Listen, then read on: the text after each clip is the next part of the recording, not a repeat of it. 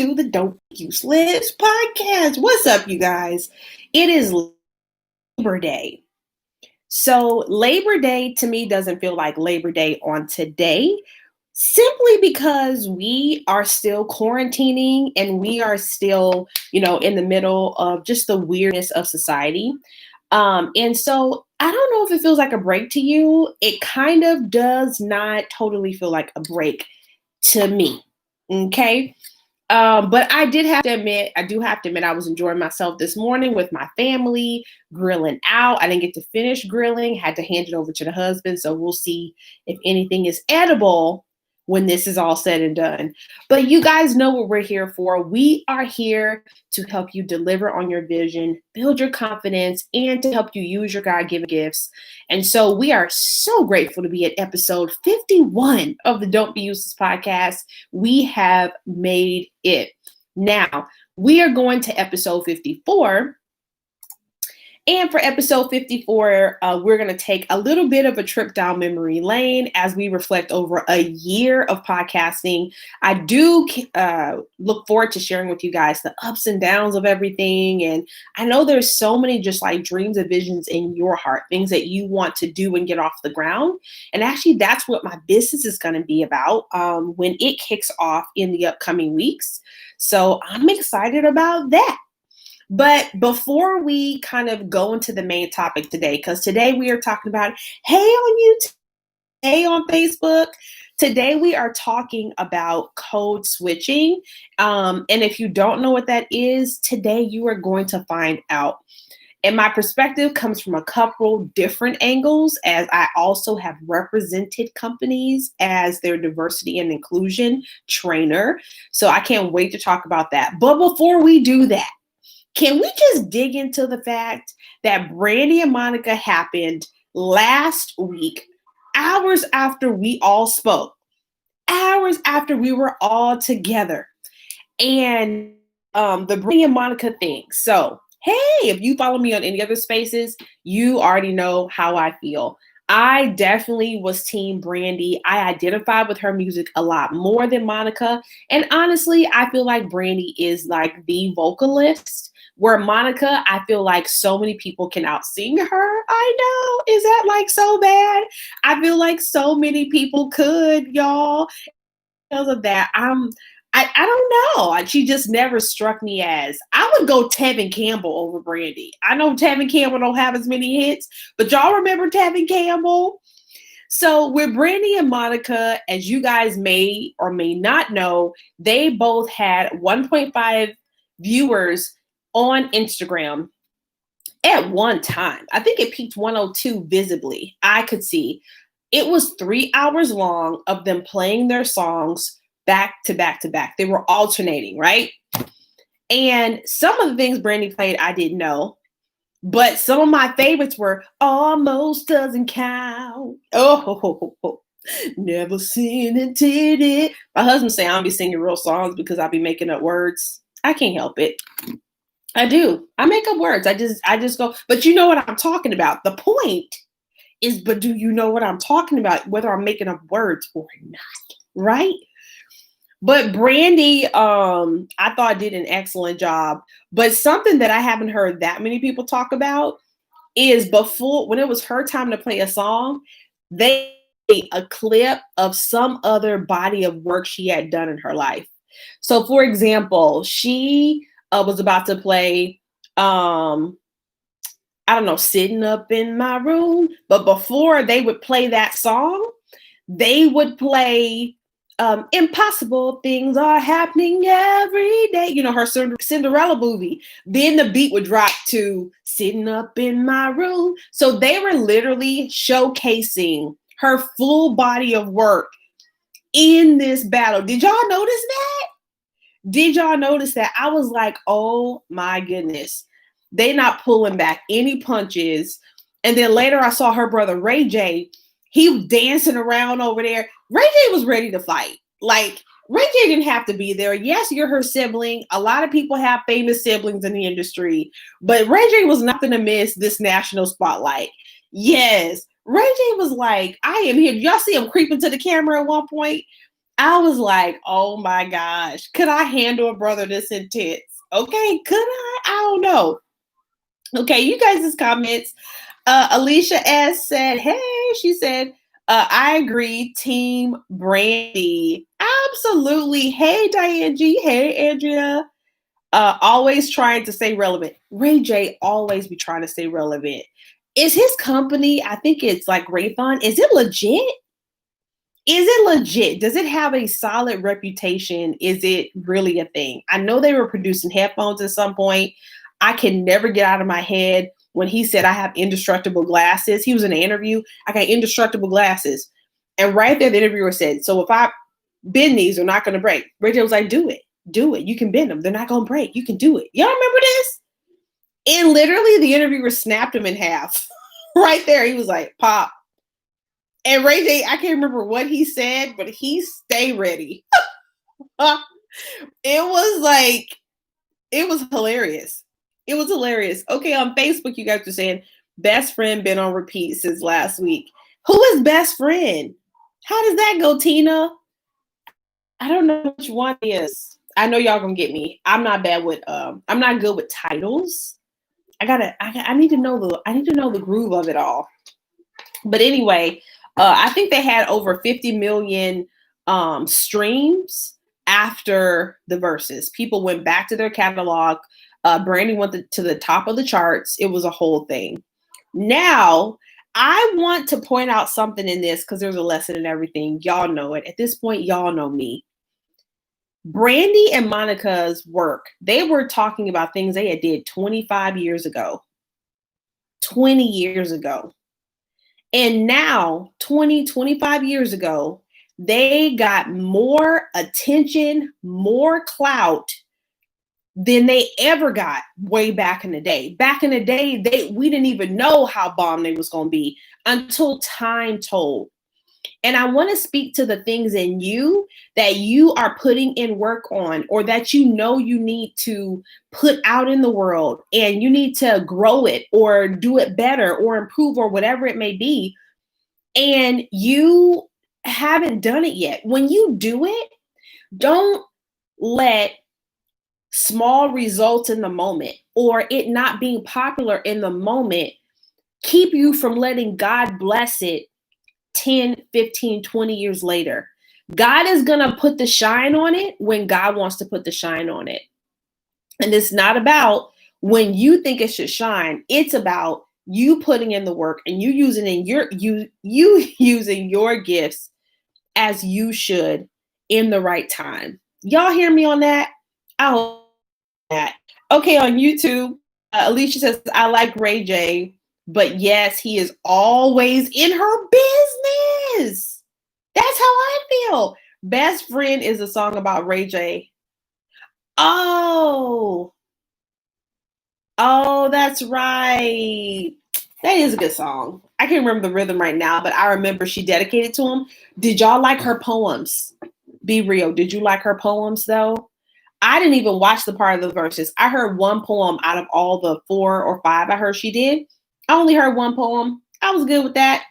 I didn't mind it because I only heard one. So I was like, okay, this sounds good. Yeah, amen. God will put the shine on it when he deems it to be time. Yeah. And when you really are trusting in the Lord, y'all, like when you have taken comfort and peace and God has the timing of this, God has the plan of all this, I'm telling you, it just brings such a peace to this. Even with this podcast, like, and I'm, you know what? That's a future episode. Let me keep pushing because I need to draw from you guys' experiences today in the work environment. Definitely, if you are a person of color, Black or otherwise, I'm going to want to hear from you guys today. Yes. You guys know it is the first Monday of the month. And so we have a drawing coming up at the end of this podcast. The drawing is going to be, and those watching can see, it is the Grace LEA slab. So it is a satin-lined slap or cap that kind of hangs off the back of your head. It's kind of really like, you know, if you want to jazz up an outfit, or if you're between styles, or you got a deep conditioner in and you have your shower cap on, then you put this hat on so your hair can deep condition for hours while you go to the store. You know, That's what it's for. Okay. So that is going to be our giveaway today. So that will be at the end. I have already pulled the name, so I do know who the winner is, which is just crazy, but we'll get into that in a minute. Our conversation today is around racial code switching. So I want to throw out to you guys just the general question. Do you know what this is? Do you know what racial code switching is? And I said racial switching is defined as a couple of different ways. But when I say code switching, what comes to mind for you? What comes to mind for you? And we're going to get into if you feel like you've ever had to do it to survive. We're specifically talking about the work environment today. And for me, I would definitely say code switching, the younger I was, the more I felt like I had to do it. And as I began to get older, I start becoming more free. I don't know if that's just because that's a 15-year time window I'm talking about here, but I began to come into my own more so in my last years of working. You guys know I've worked in multiple different types of environments. I've worked in startups. I've worked in well-established companies. I've worked in tech companies, Fortune 10, honestly, companies, Amazon, Google. I've worked in a lot of different environments, and I've been me, this Black girl, Black face, growing up with little, not the best spaces or environments. And there I was needing to show up now in all these workspaces. I started my career in recruiting, transitioned into HR, and then back into senior recruiting, and then diversity and inclusion trainer paired with the recruiting. So I've been working and talking to people from all over the world for a very long time. Now, code switching. I don't see very many comments, so I'm going to go on and share with you guys the definition that I looked up. So I looked up code switching because I wanted to see what, the PC, politically correct way of defining code switching was before I talked about my experience of being Black in the workplace. And I want to talk about how to survive that. Okay, can we do that? So code switching is defined as the practice of alternating between two or more languages or variety of languages in conversation. Alternating between two or more languages or varieties of languages in conversation. I just read the verb and the noun of it. So code switching is mainly about the alternating of, as it says, different languages. I believe code switching is most popularly known in the Black community as there being a particular type of culture at work. There's a culture at work that exists, and unless you become like the culture, meaning you switch, you step away from your culture, you step away from maybe even some ways you would conduct yourself with your own people, you step away from that, and then instead you step into the predominant culture in the workplace. In other words, there's a code that you need to abide by, and it's somewhat unspoken. So code switching essentially is when people of color say, I am going to adapt to this primarily white culture, because if I don't, I could feel as if I will not be able to make it, meaning get promoted, stay employed, I would be an outcast, all the things. So that is what we're getting into today. I got some pretty specific examples to share with you guys too. All right, on YouTube, Alicia says, yes, I have had to code switch often at my previous jobs. Let me tell you, I didn't know I was code switching when I had to code switch. And here's how I knew I had to.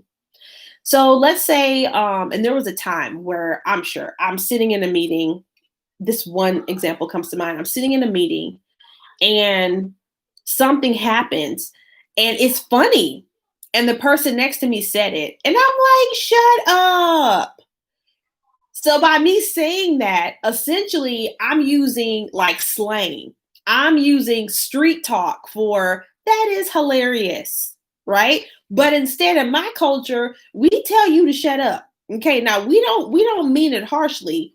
We're just saying shut up. Like it's a sense of humor. It's like, "Oh no, you did not." That is hilarious. And so I say, shut up.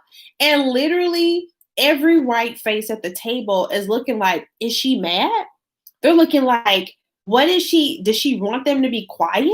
And I'm like, oh, guys, it just means it's funny. Like, I have to like explain myself. And I get that. Everyone doesn't grow up in the same place. Everyone doesn't grow up in the same space. But once a Black person hits that experience a couple of times, you are way less likely to put yourself in a situation where everyone of another race is looking at you as if you did something stupid. And a lot of times, I believe my white coworkers didn't know they were making me to feel that way. They just knew they didn't want to feel uncomfortable, right? So there's this tug of war that is happening until everyone decides in the workplace, I want to embrace and learn and celebrate all the different ways you express yourself. I want to celebrate all the different ways that you do your work, all the different ways that all the different things you bring into this work environment. But instead, primarily working in white environments, for me, we all knew. Let me tell you about this unspoken thing with Black people. Let me tell you, we knew we were the minority, especially when I was at top companies. I mentioned two. I'm not going to pick which one out of Amazon, Google. I'm just going to speak in general. Us Black people knew we were Black. Okay. So, in other words, there were times where we knew we should not all be hanging out together because it would make some of our white counterparts nervous. How did we know? One time I'm sitting in a conference room with another Black young lady. She had graduated HBCU or historically Black college or university. And she was kind of under my wing because she wanted me to kind of teach her because she's a year out of school. So I'm trying to teach her at this huge company I'm working for. Her boss, which is different than mine, this white lady, 20s, she comes flying in the door and says, you guys need to not be together so much or people are going to start thinking things. She then shuts the conference door and keeps going on about her day. Me and my Black peer know plain as day. She is telling us that we have been together too much as two Black people. And the fact that we are together so much makes us look as if what? We're not working, or it makes us look as if something negative is happening or we are doing something that we're not supposed to because we are together. Now, meanwhile, her and I were crushing it. We're killing our numbers. We're performing high. It didn't matter. And this person thought they had the right to throw that door open because they lead the other girl and tell us we needed to separate. This is one of many examples of the pressure that exists within a lot of companies, company culture that says you need to be like us. You need to blend in with us. If you hang with your own kind, it is perceived as a threat. And therefore, a lot of times I have watched us Black people, myself personally, and my Black peers try to navigate in white environments. I have seen my Black peers code switch on the spot. They are trying to figure out the way to present themselves properly or whatever it may be because they don't want to hurt their job. They don't want to hurt their chances of letting their skills and their work speak for itself. Have you ever been there? Have you ever loved someone? No, I'm not Brandy. Let's move on. Okay, so comment on Facebook says, in the corporate environment, we adjust speech. Oh, here we go. The way we act to things and even the way we present ideas. It is so unspoken. We just know we have to in this environment. It is so unspoken. We literally just know. No one taught me that I needed to behave a certain way in the environment. I simply learned by the reactions of my environment. My environment taught me what walks and what doesn't. And earlier in my career, in my young 20s, I learned so quickly that if I just show up as myself without any tailoring to fit the culture or the code of my environment, then I was going to be ostracized, and it would hinder my work, and it would hinder the direction of my career.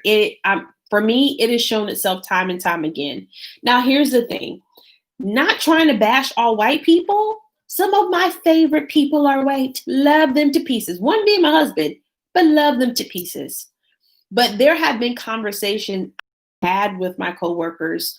One in particular who straight up told me, I grew up with racist parents. I grew up with racist parents who dropped racial jokes all the time. And when I came into my 20s, he told me, he said, I had to teach myself how not to see color. He told me that training you just taught hundreds of recruiters about diversity and inclusion, you just told me to see color. And he was like, I don't know how to put that. And as I thought about what he said later, what he reminded me of is the fact that if he sees color, the only way he'd been taught to see color or Black people was in a very toxic, ignorant, and dumb way. And he did not want to see color anymore because he didn't know how to accept us individually as we are today. And so I felt bad for him, honestly, because he really felt stuck. And the fact that he could honestly talk to me about it was amazing because he helped me to have empathy for the person who are like, yes, I've been around a bunch of negative stuff said about Black people. And I seriously do not want to agree or feel the way they have felt. Now, it's his job to educate himself. It's his job to show up well in all the spaces, right? It's his job. And he said, I'm teaching my kids absolutely not to see color, but I'm telling you, Black people, for the majority, we don't want you to not see color. We want you to see our color. We want you to notice we are different than you. We have commonalities. We grew up in the same country, right? But we are different because everyone is different from everyone else. There is no carbon copy Black person, no carbon copy white person. God has made all different colors, experiences, all the things. So we want you to be able to recognize our color and love it. Recognize we come from a culture that may be different than yours and celebrate that thing. We don't want to feel like we need to be conducive to your environment or we will sink.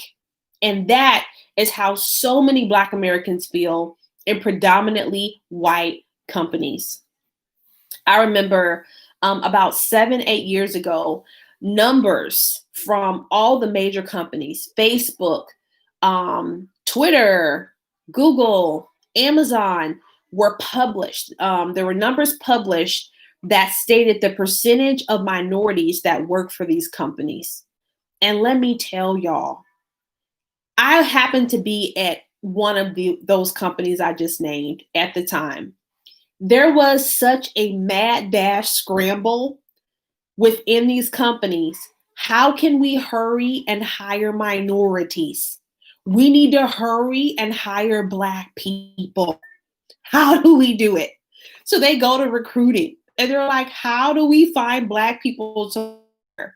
Because we are going to hurt our business by looking like we only hire primarily white males or Asian males if it was a tech company, or Indian males because they were viewed as the smartest culturally. We don't want to look like a racist company. How do we do this?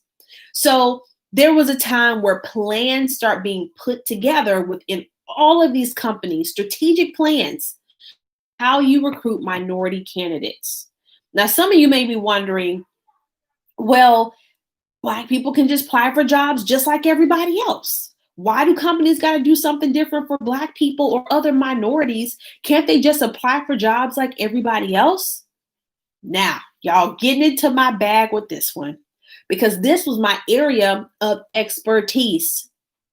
There are studies that show that a Black person, meaning a person or a person of color that has an ethnic sounding name, has a significantly less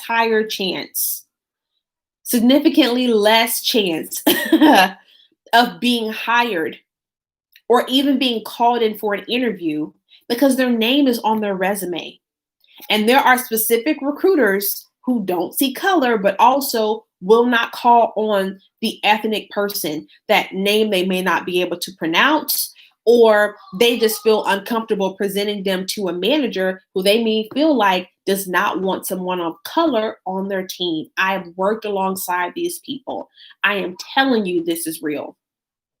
There are other times where I have specifically seen people of color get into the job interview and be offered less than other people in that same position. I have seen Black candidates on the phone with me. You know what I've experienced before, and it's the best thing.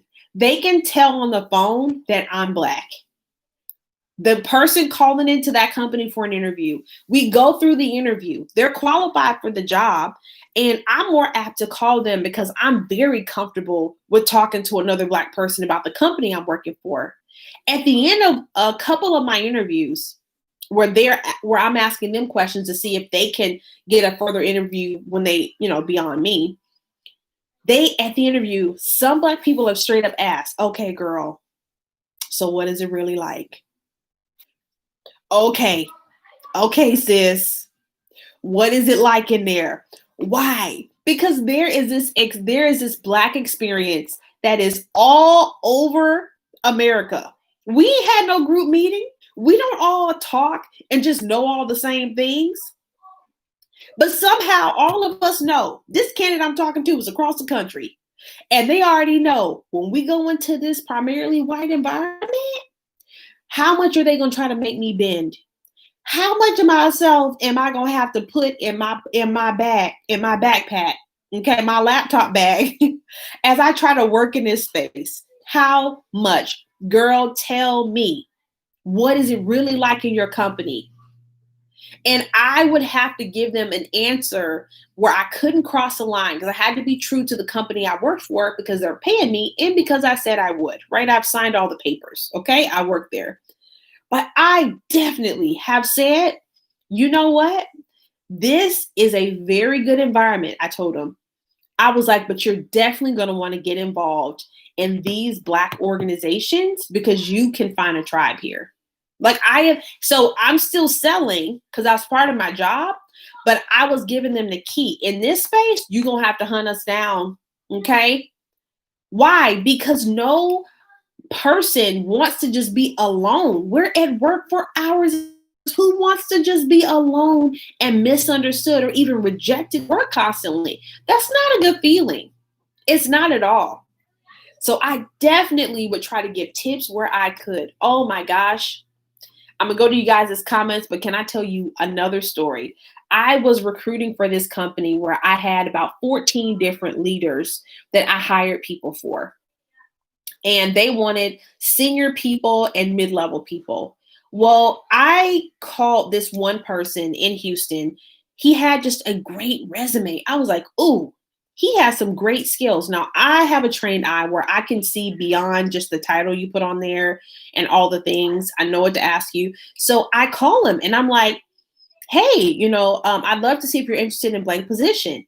Well, we're going through, and this is a Black guy. I had already looked up his LinkedIn profile because LinkedIn profiles has your picture. Let me tell you right now, most all hiring managers look at your LinkedIn profile. They want to see what you look like. And there are some who will say they don't want to talk to you because they've seen what you look like. So I knew a lot of my managers look at LinkedIn profiles. So I was like, let me help this brother out because right now, you can tell his picture was from somebody else's wedding and he got on blacked out shades and he is pent back leaning on a wall. And I know good and well that when I present you to all of my managers, none of which are brown or black, will not understand the fact that you only take pictures at weddings where you are, sir. And you don't have a professional picture, but the shades look like you're hiding something. Your skin is already black. Sir, I'm going to need you to change this picture. Okay. Now, here's how I had to set this up. We go through the interview. I'm asking him the questions and this and that. And at the end, it does go to where he asked me in a roundabout way, so what's it like there? And we both know as Black people, all he trying to find out, can he survive here? Will he like it here as a Black person? And I tell him, I said, you know what? I think you could do really well here. Can I give you one piece of advice? Oh, when they say yes, I get so excited. I was like, you must change your LinkedIn profile. I broke down his profile to him. I was like, hey, your picture says you're hiding something. It doesn't look like you're smiling. It looks like you're trying to be cool. And because this is not a social platform, it's a professional network. If you don't change it, you are going to keep them from saying yes to you, even after I put your excellent resume in front of them. Within hours, he had changed it and messaged me on LinkedIn and said, done. I presented him to the people. He ended up getting hired. Out of everyone that I presented to them to interview, he got hired because he was good. And I didn't want anything to get in his way. And I definitely didn't want him to be discriminated against, even because he was misunderstood. He was misunderstood before they ever got to know him. And this is why I think it's so important that there's diversity in the workplace. All right, let me go to you guys' comments. All right. Sheila says, hey, Sheila, seeing color is relative. What some of them really want to say is they don't want it to affect the way they treat us. I agree. I like when there is the opportunity to clarify what seeing color should really mean. I agree. I think seeing color is definitely seeing the differences in us, but not being threatened, intimidated by them, or not feeling as if the other person is wrong for having them. And I think that's where really true inclusive environments are. You're okay with the fact that me and you are different and you don't put pressure on me to change. And I'm not talking about toxic behavior. I'm talking about just individual cultured expressions. And it's okay that I express myself through my hair, meaning my hair is big, my hair is textured, my hair may be colored. I got a couple pieces of color in here. My hair may be whatever, and you don't always talk about it or try to touch it or all the things that would make me feel like I'm on display at work versus you just thinking it's cool and saying, man, I love your hair. And then move on with your life, just like you would anyone else, right? So when things are celebrated in a way, it's a healthy thing. It's a healthy thing. And that is what I believe we truly want. Yeah, on YouTube, Andrea says, and he listened. He absolutely listened. And I was so proud of him for listening because he didn't have to do it. And I also didn't have to present him to these leaders. If he didn't, I literally went back and checked. And he put a smiling picture with not a busy background. It was perfect because somehow part of the code switch also comes off even in LinkedIn, where most of our pictures have to look happy, or you think, for me, I'm an angry Black woman. If I got too much sass in my picture, it can be misunderstood and misinterpreted. Look, I'm telling you what I know. I am not telling you what I heard. All right. I want to talk to you about maybe ways you can consider navigating your environment that may be putting pressure on you to switch.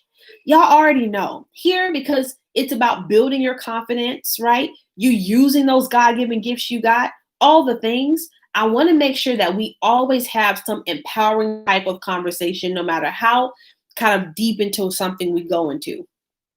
So how do you survive in these environments? I would say, first of all, there's only certain people that really need to get you. Every coworker you work with is not going to be cultured or open-minded enough to accept and understand who you are. Let me say that again. Everybody you work with is not going to be open-minded and cultured even enough to accept or understand who you are. But there are some key people in your workplace that need to get you. One of them is your boss. Your boss can be polar opposite. You grew up in the South, they grew up in the North. You voted one way, they voted another. You have, you always show up early, they show up right on time. Y'all could just be different and pick it a lot of different ways. But if the way they view racial differences is in a way that is accepting and they are an advocate for you, you want your boss to be that way. You want your managers, your leaders, or even the person who manages your boss to have a very open-minded way of being. And let me tell you why. Because if your manager happens to friend people that are more like them, which a lot of bosses do out of their insecurity, and they friend your peers and your peers are different than you, then at the very least, your boss's boss, yes, Felicia, your boss's boss gets you. And I have been in that environment. My boss's boss, actually, I've been in a workplace, one of those big companies, where my manager actually told me, they're like, yeah, we have these goals to hire more minorities and women. And when it comes to minorities, I don't know necessarily how to go out and get them. Now, this is my boss. They should know more than me, right? They literally hand the whole project over to me. In other words, you're Black. Help us figure out a strategy to hire Black people. And some of those same follow-up conversations, I had a coworker who was sitting right in front of her say, why can't Black people just apply for jobs like everybody else? I'm telling you something I know. Me and one other Black person look at each other like, oh my gosh. We already was like, I knew he was racist. So he then had to be educated. He had to be educated on why. And let me just tell you why when it comes to surviving, okay? Because we're still talking about surviving this now and tips for surviving environments where you feel like you need to switch. The reasons why a lot of companies don't have as many minorities has nothing to do with the fact that minorities are not smart enough to work there. There are quite a few minorities that still live in impoverished places and don't have the education, money, or resources to get seen, meaning they're not able to, like me at one point in my, hood, my ghetto, be able to come out of that environment. I was able to come out of the environment and be put into a top-rated state school in a whole nother state when my dad left my mother and my mom moved her 3 kids to Oklahoma near a place that she wanted to go to Bible training school. And so she hiked us across that country with money I had earned selling candy at school and her scraping together what she could because she was not working at the time.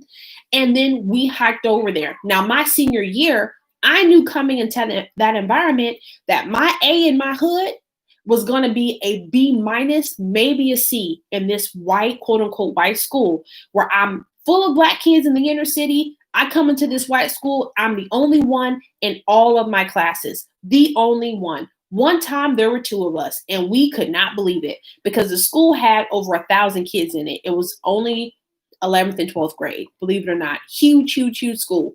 So I knew that being at that school, I would likely be accepted into somebody's university because that was on my transcript, Broken Arrow High School, right? So I come from one place to another. Everybody doesn't get that opportunity, and everybody, again, doesn't have the resources. So when it comes to smarts, it's not always about, oh, Black people are smart enough to do it. It has so much to do about the opportunities that we are many times not given or are not afforded to us. So go to your comments. Tanya says, and they probably never got access to a college education. It starts in schools, especially with guidance counselors. I agree. The guidance counselors in these high schools and in these schools have so much power because they also can open the minds of that young person to help them pursue more. Even if they're after they graduate high school and their mom has to figure out how to move next to a community college so they can walk to class and get an associate's and then try to get their way into a university and try to get an in-state scholarship, whatever. But a lot of people in these type of environments do not know. Now today, everybody should know. But definitely for me, you didn't know. So going back to surviving, you want your boss to be on your side, or at very least, your boss's boss. Another thing about these work environments, yes, I see that, guys. SAT prep, scholarship access, looking at colleges. Yeah, this was not happening. People would tell me, oh, you smart. Oh, you smart. Now, I knew that I'm like, no, I'm just in this space. So I look real smart. I know if I'm not here, I'm not as smart. Like, I knew that. And I knew that because I had lived in different places before. So I knew. I'm like, I am making straight A's here. No big deal, right? But we're all sharing textbooks with ripped out pages and that are torn to shreds and have cuss words all through the books. And we can't take books home, and we don't barely have computers, if any, in this school. Yeah, I am making straight A's here. But I knew that the world outside of that would be very different and likely not welcoming for me. On YouTube, not just telling them you're not college material or straight line you to a junior college. Absolutely. Even if you're junior college, you can still go to a 4-year school, transfer. Now, we're talking surviving this environment. Have you ever been in situations where you have felt like you needed to switch up in order to make it, and that it was mainly based around your color? There are times where I would come home to my husband, who is white, and tell him a situation, and he would tell me, you need to watch that lady. He can see it too. He could see the race thing being a part of how some people would treat me or not, right? Or have nothing to do with me or whatever. When it comes to surviving this space, if you work for a company that has some type of group or club that is based on culture, get into them. Yeah. I see this on Facebook. She says all the time she feels like she has to adapt or she can't make it there. But some of you need to consider forming these clubs at your workplaces. Just because the club doesn't exist at your space doesn't mean you can't start it. Do you hear me? And these would be interest groups. Now, speaking of finding people who are like you, who have your same culture, in your workspace, and the different type of groups that could exist in a workspace, hopefully your company is open-minded enough to not just create one. Because if a Black person goes and say, I want to create an African-American celebration group, or I want to create, then a lot of times it's a lot harder to get traction on that.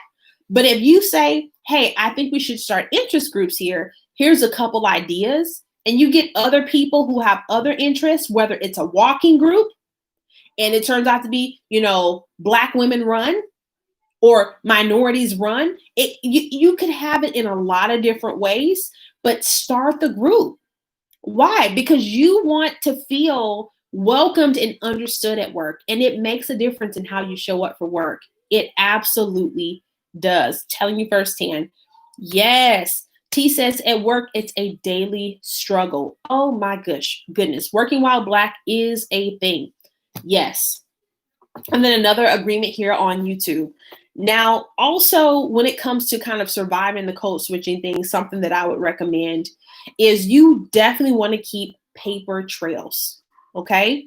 So let's say you do have a racist coworker and you know that you cannot just quit this job. All right. You know that you cannot just walk away from your income, or you're in a good position there, and you're not ready to move. I definitely think you should have a paper trail. What's a paper trail? Every single email you send, you guys know, is a legal document, is legally binding. If you send a crude joke in an email, you can get fired over it. You may not think it's a big deal, but it definitely breaks HR law or employment law. You can't do that, right?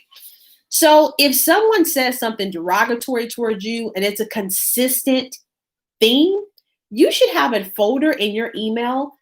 Name it whatever you want. Name it to where if someone looked at your email, yes, if someone looked at your email, they could not know what it is. You know, but you keep definitely two things.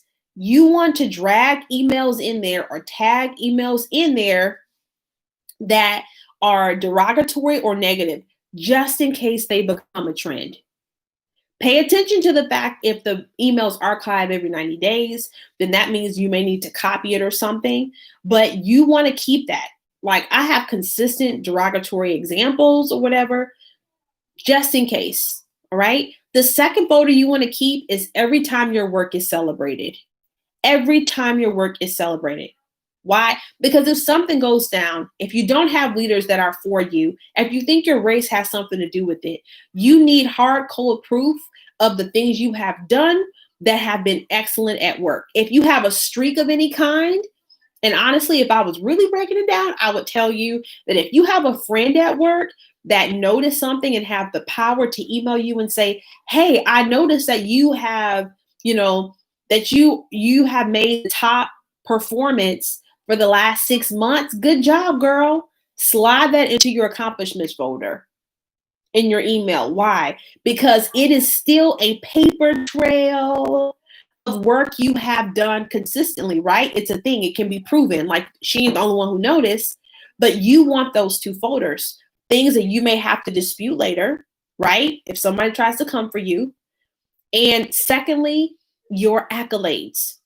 Positive thing that's happened. Sometimes you have to send an email maybe to yourself to remind yourself. Yes. All right. Your comment says yes. Email. True. True. I don't know what CYB is, but you gotta tell me, Tanya. And then yes, true. And when you go on the other upward position, add that to your portfolio resume.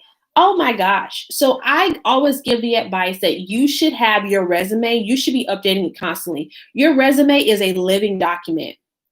It doesn't go away because you're not looking for a job. It is a living document. So if your boss asks you to help someone do something, then you have been asked by your selected to mentor new employees, selected to partner with new employees on blank.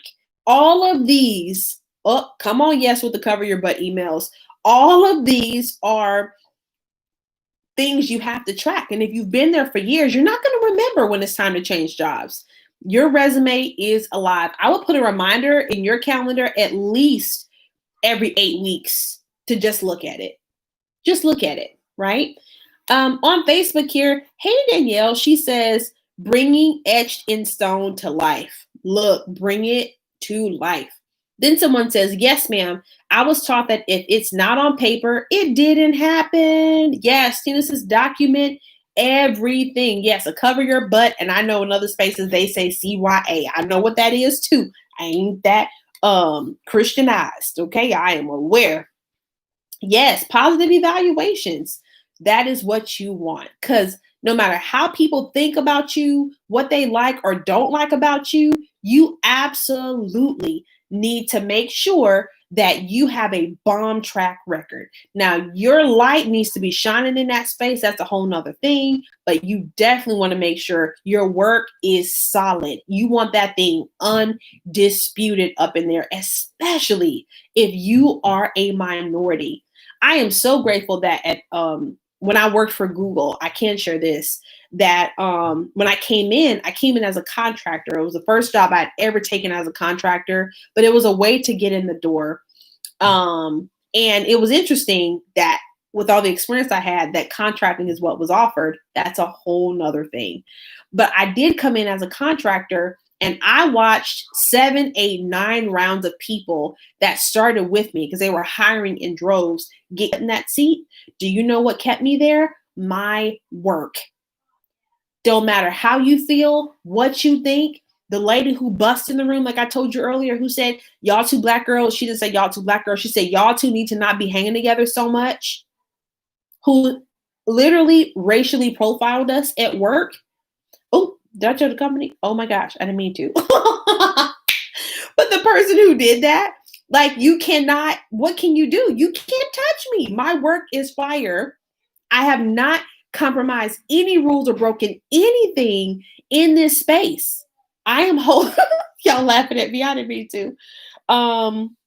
Yes. So on YouTube, it says, "It is not written, it is not real," was the best piece of advice I received from my mentor. Absolutely. Brashina says, "I forgot I trained an intern. Check. Oh, Brashina.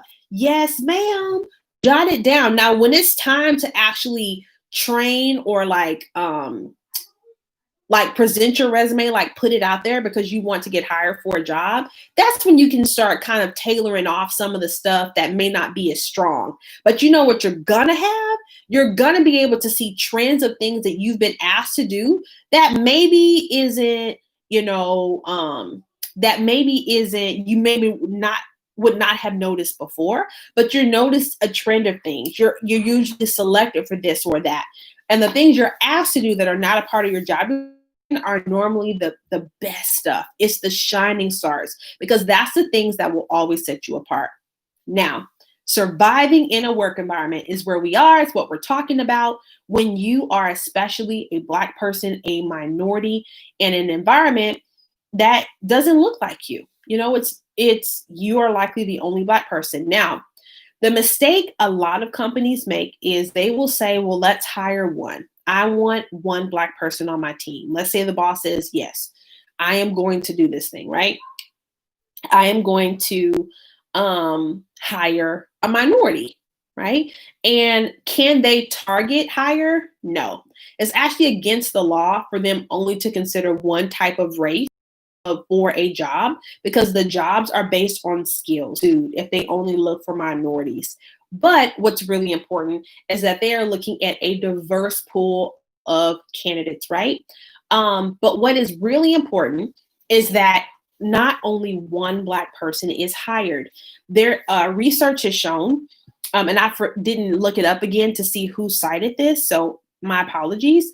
But research has shown that when you only hire one Black person who's in the room, maybe full of people who don't share their same culture or really can identify with who they are, that typically the pressure of the different culture in the space will most likely make the person of color conform or code switch instead of that person being able to represent all of who they are in a space that is not like them. So if you are really trying to diversify an environment, you have hired more than one Black person, more than one Hispanic person, more than one. You don't just bring in one and say, we did it. No, you sprinkle that thing. How? You absolutely want to diversify your pool of candidates. So let me say this, and I know I'm going kind of deep on this, but you guys make a difference in your environment. If you are a part of an interview team and all you've seen is one type of person, it is your responsibility to say, hey, I feel like we've only seen white males. Hey, I feel like we've only seen, whatever the thing. Even if it's only Black people and you're in mainly a Black environment, I've only seen.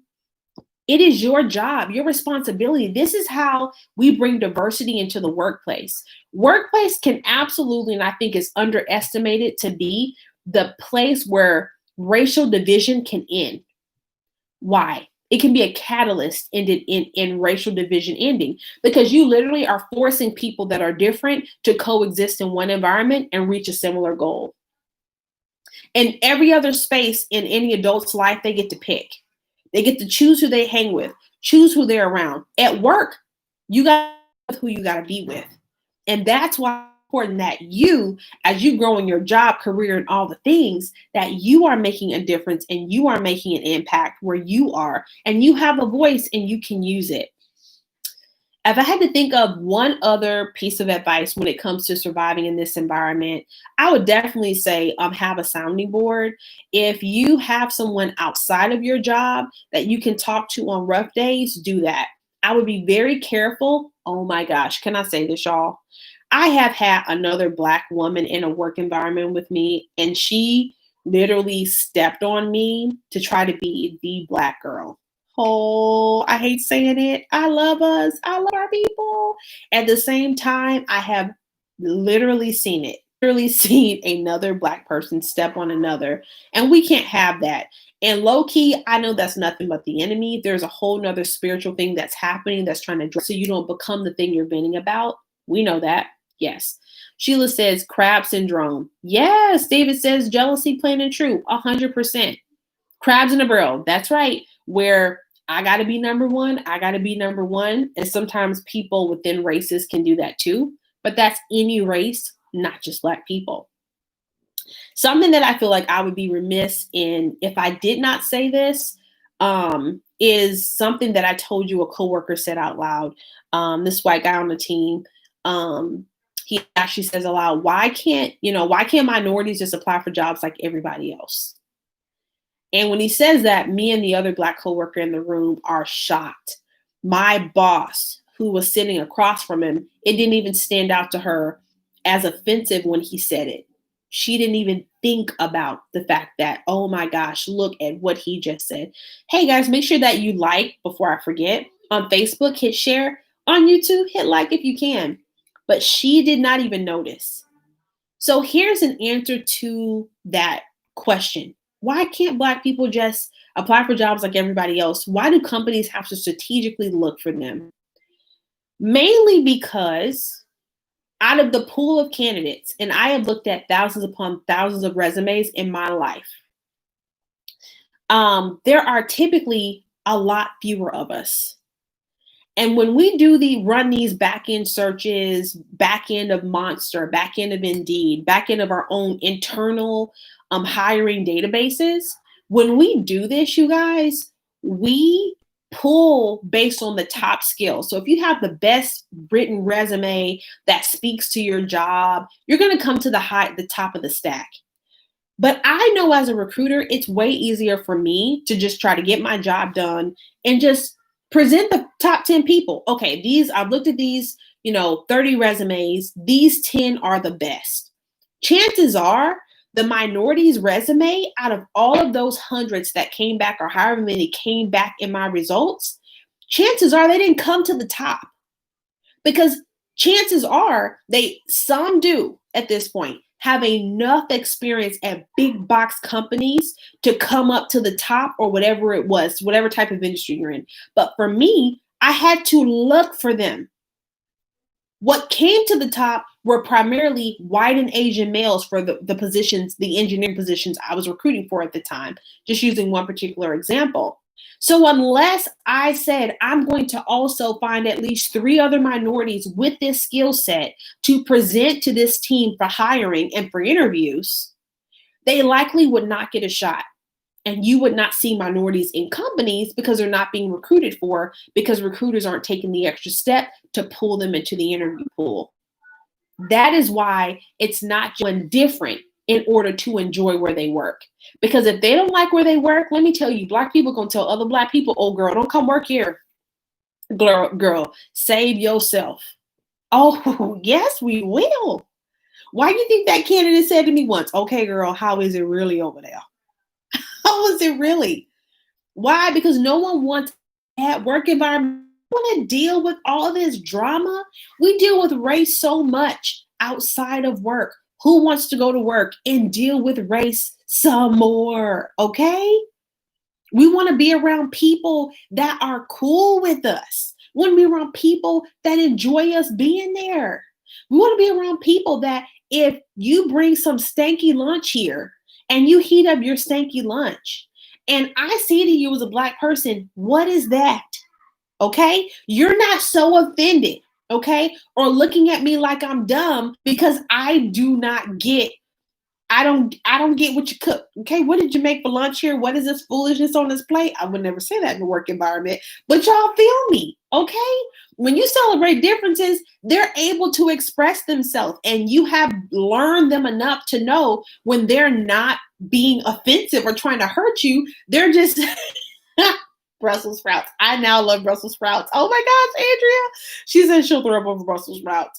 I love them now. I just became a fan 2 years ago. But do y'all hear me? That is inclusion. You're not trying to make people feel like that if they're not like you, they're wrong. Inclusion. There it is. Yes, we're about to do this raffle in just a minute. This raffle that we're about to do today, I do at the beginning of every month. If you want, now I can reshuffle if y'all want me to, because the person who won is not here. I do not see their name. So if you are here, definitely drop your name in the chat so I can see it. But you will go to itspriscillab.com. I'm going to type it in on YouTube. Right now, you can go to itspriscillab.com and let me show you what I'm about to give away. I give good stuff, y'all. I give away stuff that costs, first of all, because I love it. I love to give things away. It is so, I still forgot to give this jewelry away to my friends. Last night I was with them. Anyway, yeah, so you go to itspriscillab.com. Yes, if you've commented on Facebook, I can see your name. No worries. But itspriscillab.com, I'm going to pull up my email list in just a moment, and I'm going to draw a name. But what I'm giving away this month, which you can either keep it for you or give it away to someone, is this Grace LEA slap. This Grace, I've been trying to give away this jewelry, y'all. Somebody's laughing at me. Who knows me? It's a brand new Grace LEA, which is a satin lined cap. This is so horrible for the microphone. Which is a satin lined cap. Women of color love it so much, right? I need the gift for my locks. Yeah. So let me go ahead and I'm going to pull up, hopefully YouTube doesn't drop, but I'm going to go ahead and pull up my mail list here. But I wanted to ask you guys, do any of you feel like there are some things that people can do to survive at work? Like if you feel like, man, my work environment doesn't get me. How about this? I want you guys to rate your work environment. So where you go to work, even if you work remotely, do you feel like you cannot fully express yourself, like show up as who you are, because you feel like if you do, it will hurt you? 10, if you feel like it will totally hurt me to show up as my cultured self, right? 1 is it's not a threat at all. And where I work, I can be all the way who I am with 0 repercussions, okay? Meaning my environment can adapt to me. That's 1. 10 is it can totally take me out if I am not being like the status quo. Is that you? 10 is the highest, 1 is the lowest as I pull this up. Okay. All right, guys. Okay. All right, good. I'm seeing these numbers come in. All right. I see a 4. Said Danielle said her code switching isn't as hard in her environment. Danielle said she's at a 4. I see Felicia, she gave a 7. Like code switching is a little bit harder for her in her space today because we've all worked likely at different places. Oh, this is good. Excellent. I see 3s and 4s. Yeah, someone gave a 5. Ooh, I see an 8. That's a hard environment, Tina. I see an 8. Yep. And I see a 9. Oh, yeah. So you know something I don't see is a 0. I don't see anybody saying, oh, I don't have no problems in my job. I see 1. Yes. There is a 1. Is it because you work for yourself or something? I'm curious to know, but it's a thing. We can feel the tug of war. All of us can feel it. If you're calling out 3, 4, 7, 8, 9s even, you can feel the tug, right? You can feel the pull at work. All right. If you've gone to itspriscillab.com, you are definitely subscribed to my email list, which means you are in the drawing, you are in the running to receive, to receive this gift. All right, let me do a quick raffle. And I'm going to ask the first person I see here to say a name, or I'm sorry, to drop a number. So the first number I see on Facebook after that one, and the first number I see in YouTube, and that's how I'm going to draw this name. Okay. Give me a number on anybody, drop a number on YouTube. Anybody drop a number. Okay, I got a 2. A 2 is dropped on YouTube. I got a 7. Oh, whoa, we got a, okay. I'm going to take that 2 for work environment because I don't see, oh no, 2 was first. Okay, got it. 2 on YouTube and 7. So I'm going to combine those for 9. All right. So I'm going to go to my email list here and I'm going to count down on 9 spots and I'm just going to see who the winner actually is. And I'm counting with a 1, 2, keeping going here, and 3, 4, almost there, 5, 6, 7, 8, 9. All right. And this person is Keisha Sims. Keisha Sims is the winner. Congratulations, Keisha, on winning the Grace LEA Slap, for joining the mailing list. She is not here today, but congratulations on the win. And that is going to be our September winner. And I'm already starting to strike up her email, so I don't forget to email her that she won. Congratulations whenever she hears this. Okay, I hope you guys enjoyed today's episode. Before we go, I want to ask you guys the question of anything you would be interested in me talking about over the upcoming weeks. We have 3 episodes left before we have wrapped up season 2 of the Don't Be Useless podcast. So what do you want to talk about? If there is something that just strikes you, or you're like, you know what, I would just love to hear your perspective, or more importantly, you want to hear the fam's perspective. All of you guys are the fam, especially if you've signed up for my email list. You are in the fam. And I want to make sure that we are having the conversations that you are also interested in. So definitely let me know if there is a topic that strikes you, and I'm gonna give a minute for you guys to do that. I'm gonna wrap up on YouTube here, and I'm going to see if any of you guys want to go live and just talk with me on Facebook, because my phone now will let me bring people into the conversation with me. I can do half and half on Facebook. So I'm gonna have live conversations, maybe about code switching and different things like that on Facebook. So if you want to, you can definitely go to my It's Priscilla B channel on Facebook. And you can catch me there live as I talk to some of you guys live. So hop on over there if you want to and join the conversation. Yes, it's going to be a lot of fun. YouTube, love you guys so much. I'm going to see you guys in a video I'm going to drop this week on YouTube. And I'm also, again, starting this business, guys. So I got to keep you updated on how that's going. But I love you guys dearly. Oh, I see. Of course it does now. When someone is fasting social media. Did I tell you guys that I'm in a 21-day fast? Today is day 1. Today is day 1. And so I have only certain times that I decided that I'm going to eat, and all my things. I have a limit on my social media too, and all the things too. I know, Andrew, I'm restricted too, but this is not part of my restriction. Oh, that's okay, Andrew. You're gonna come out of this whole thing just elevated, and then we're gonna talk live. Okay, yes, we are. So don't you even worry. Yours begins tomorrow. Wow, someone else is doing it fast. Very nice. All right, I'll see you guys on Instagram. You know I'm there most of the time whenever I'm just sharing my everyday stuff and how things are going. So I'll catch you there on its_Priscilla B. Love y'all. All right, that ends YouTube.